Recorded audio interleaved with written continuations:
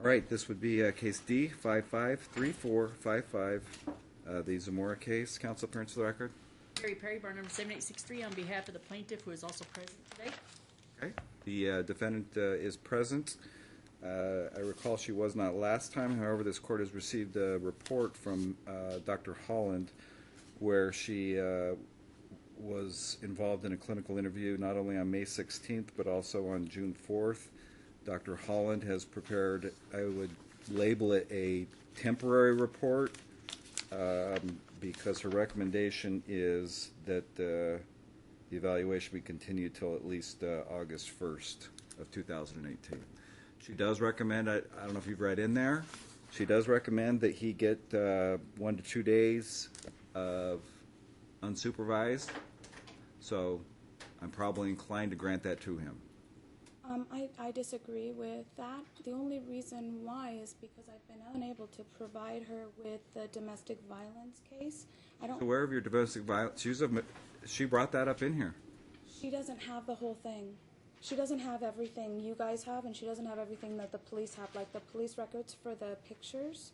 I can't prove that my pictures are from that date because I had no cell phone. So the only proof I have that this really occurred is the police photographs from that day, and she doesn't have that.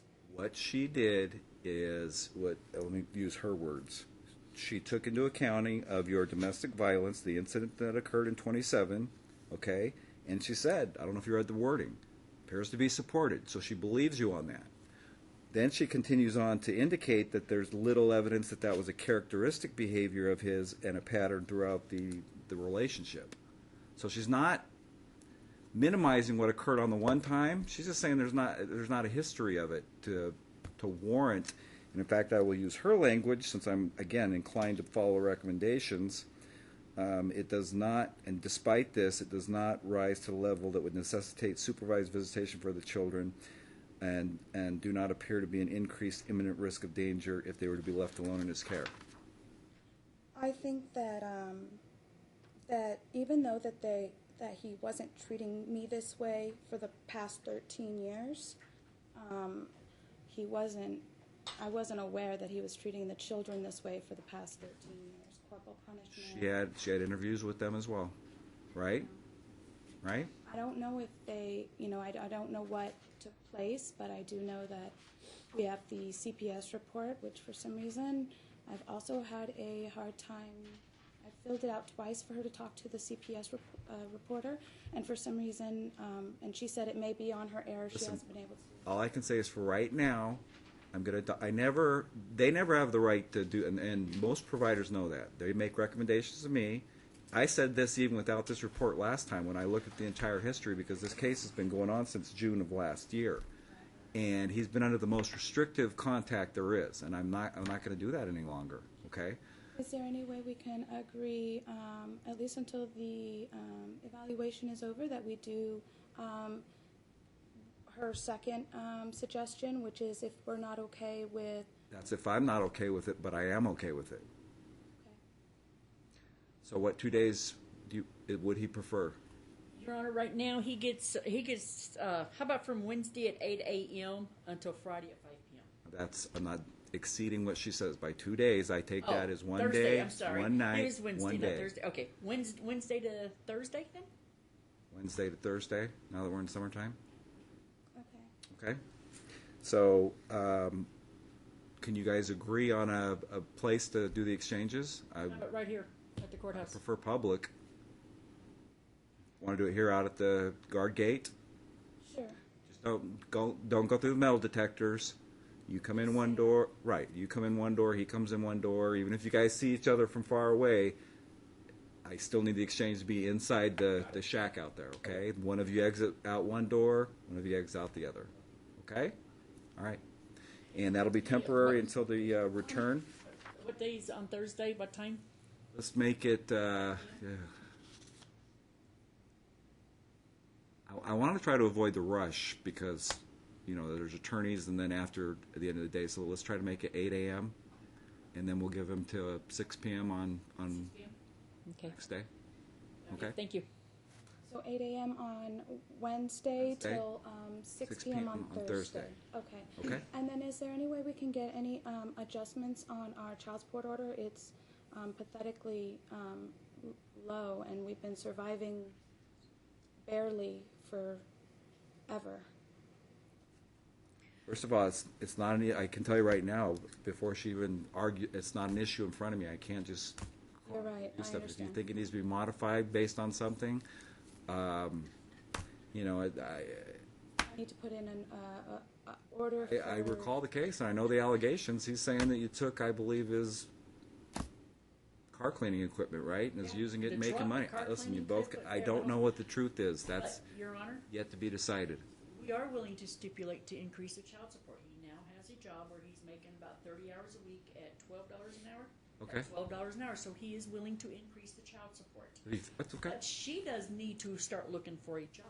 I can't work, Your Honor. I'm disabled. I've already provided Stable from whom? from my doctors already. You receive Social Security? No. Then why does she want the business if she's disabled? Yeah, I you're. don't. There's no business. So she's allowed the business he started to disappear now? I don't know. Well, I- that stuff will be determined later on. So, is there an amount you figured out? Because I couldn't remember how much he made. sure she would right now, appreciate so- any Yeah. more, and that'll be by stipulation. You're gonna have to. They're definitely gonna want to see some sort of records. How could you, or why would you get permanently disabled and not receive Social Security? I've been fighting with them for years. But that we were fighting with it while we were still married for about 2 years, a year and a half. And so then I thought everything was done, and I had already gone through all my appeals, but I guess I didn't. So they found me and said, you need to fill out this paperwork. And I'm like, okay. I mean, I have it from 3 doctors that I'm disabled. I have like severe anemia where it makes me really sick, and then I've got fibromyalgia. I wasn't always sick, Your Honor. I used to be the hardest working. Listen, I business understand mom. that actually, and again, not to hold it But- against you, but that actually came up and where it indicated that he had primary physical custody of the kids for a period of time because of that. So, No, he's never had custody at all. And she's enjoyed going to the lake and all this other stuff. I mean, it's Listen. all over her social media. I am just simply going from Dr. Holland has spent you see all the people she talked to and all the hours, including yourself. Joshua appears to have been the primary caregiver of the children during their relationship. Once you were diagnosed with fibromyalgia, there were difficulties that arose. I mean, he stayed home and wouldn't work. If that's what primary caregiver is. I always worked because he wouldn't. I always went to college. I continued college whether I was working or not, and he would literally not do anything. He would not work. So he did stay home. When I started staying home after I had my fibromyalgia, Sounds like a primary Do caregiver. you have, to me. started- do no, you I have any? started Do you have any? seeing how do he you have behaved. an amount? $390. So he'll pay $390 on a temporary basis, and that's by his stipulation. Your Honor. Okay. We'll need to be back for. I need you guys to try to pick up the report. I'm going to try to have it a week prior to the return so that you can. I don't like when people have to just read it out there. And if they get upset, I like that they read it, understand it, know it, let it sink in, whether it's in your favor or not your favor, and then we can have a hearing as to whether we're going to have a. Your Honor, I noticed in there that Dr. Holland has requested the outsource evaluation from her other custody case. Could you please order that she is to provide that?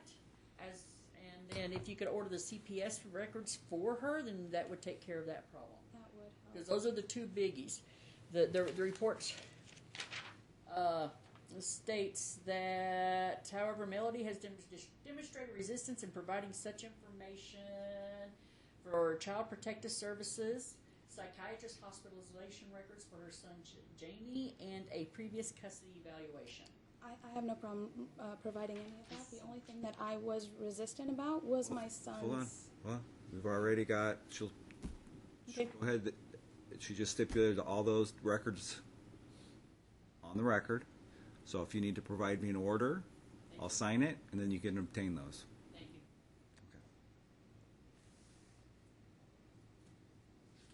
And again, that's by the defendant's stipulation. All right, for this evaluation, again, she estimates August 1st. I can tell you they are historically unfortunately. So just to be safe, and again, I would like her to be done by that date. And again, everybody have reviewed it at least a week prior to. I guess that's a disadvantage of not having an attorney. You're going to have to come to the courthouse to actually read it. Okay. Okay, and do I go get a number and Third then floor. go to No. Third floor. Oh, Third floor. You ask for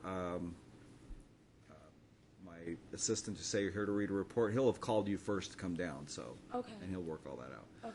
We'll be back here for a hearing on August 15th at 1:30.